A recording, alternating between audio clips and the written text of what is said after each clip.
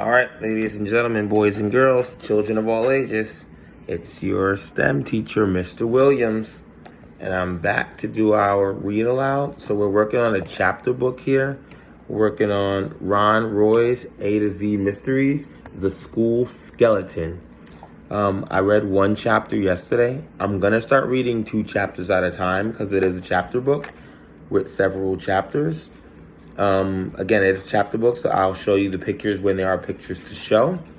At the end of the video, there will be a few questions just to kind of help you make sure that you guys are comprehending the reading, and you can answer those questions on your Google Forms in your Google Classrooms.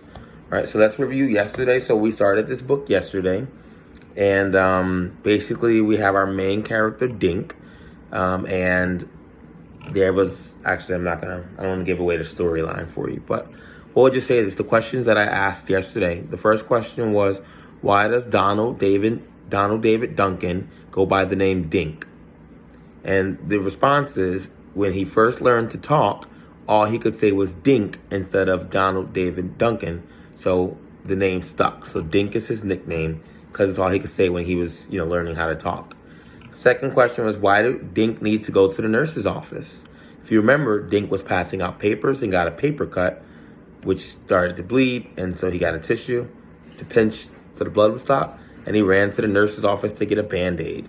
And the third question was, what did Dink notice was missing from the nurse's office? And of course, you may have guessed it, it is the school skeleton that was taken, Mr. Bones, taken from the nurse's office. We don't know what happened just yet. You can just go. We don't know what happened just yet, but let's find out as we go into chapter 2. Appreciate you guys tuning in, by the way. I'll try and post these videos daily. You can watch them when you get to them or respond to the questions in the Google form. Again, I miss you guys, and I can't wait to be back in school with you guys. I know we don't read books together in school, but maybe we should start, because I'm really enjoying this with you. I got my Sky Zone shirt on, by the way, because Sky Zone is where I spent my winter break this February. And I was hoping to spend my other breaks there as well from school, where I got to see some of my students as well. All right, here we go. A to Z Mysteries, The School Skeleton, Chapter 2. Sorry I gave you a paper cut, Josh told Dink at morning recess. The school March wind made Dink's eyes water. Gray clouds blew across the sky, and a few mounds of snow still hadn't melted. No problem, Dink said. A soccer ball rolled against his feet, and Dink kicked it towards a bunch of kids. Does it still hurt? Ruth Rose asked. Her hat and scarf matched the rest of her yellow outfit. Nope, Dink said. Then he remembered what happened in Mrs. Shotsky's office. But guess what? Mr. Bones disappeared. The skeleton? Josh said. Dink nodded. I noticed it was missing when I got my Band-Aid, he said. Miss Shotsky didn't even know it was gone. I wonder if someone stole it, Ruth Rose asked. She unwrapped the chocolate Dink had given her. Why would anyone steal a skeleton? Josh said, eyeing the candy in Ruth Rose's hand. Share? He asked. Ruth Rose broke the candy in half and passed the chunk to Josh. Dink shrugged. The last time Miss Shotsky saw it was around 7:30 this morning, he said. Just then he heard a whistle blow, and everyone lined up and entered the building. Mrs. Eagle was waiting outside the door. We're going to the gym for a few minutes, she told her class. Mr. Dillon has an announcement to make. Led by all their teachers, the 3rd, 4th, and 5th graders trooped into the gym.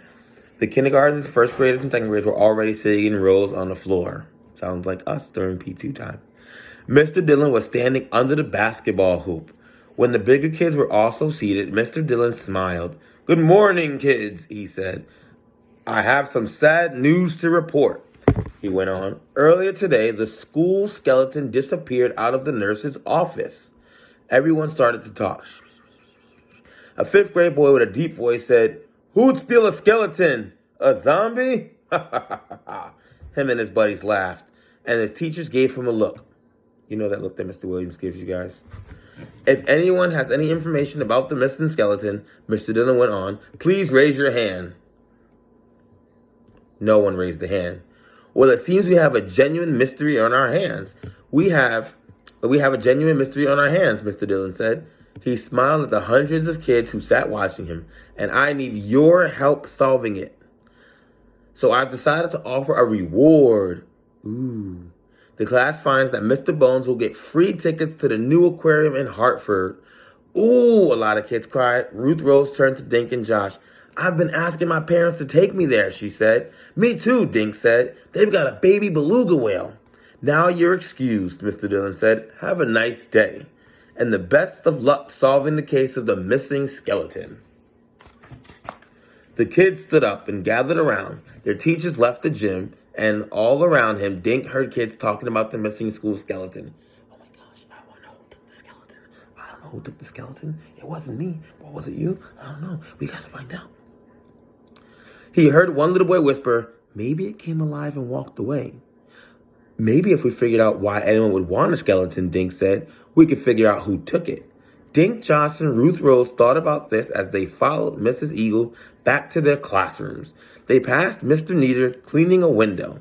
He smiled and waved. Maybe he took it, Josh whispered. That key ring probably has all the keys to the room in the school. Josh, why would Mr. Neater want a skeleton? Ruth Rose asked. She's right, Dink said. You might as well accuse Miss Aria, the music teacher, or Mr. Love, the art teacher.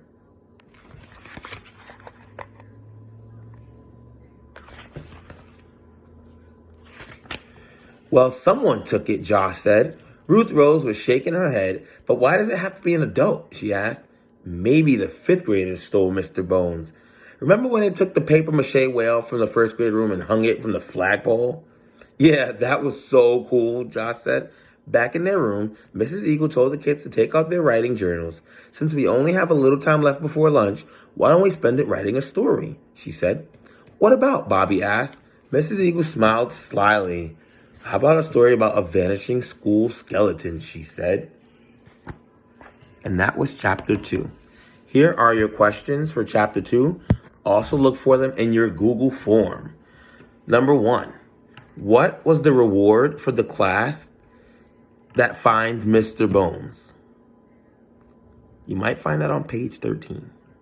Why did Josh think Mr. Neater could be a suspect for the missing skeleton? You might find that on page 14. What was the topic of the story Mrs. Eagle assigned the kids to write? You might find it on page 16. Thank you guys for reading with me today. I appreciate it. Again, this is Mr. Williams, your STEM teacher. I miss you guys. I can't wait to be back in front of you guys again. Thanks for tuning in. If you haven't already, please let your classmates know where I find our videos on Mr. Williams' YouTube pages. You can find them in your Google Classroom. And please go to your Google Forms and to respond to the Chapter 2 quiz. I'll see you guys tomorrow. Peace. Period. Poo.